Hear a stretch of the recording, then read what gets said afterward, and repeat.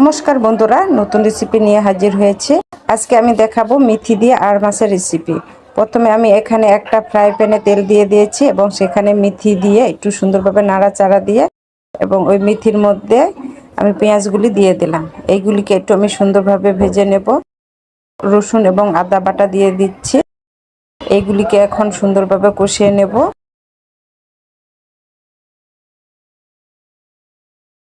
আমি এখন লবণ, হলুদ, জিরা এবং মরিচের গুঁড়া দিয়ে দিলাম এবং এইগুলি দিয়ে একটু ভালোভাবে কষিয়ে নিতে হবে।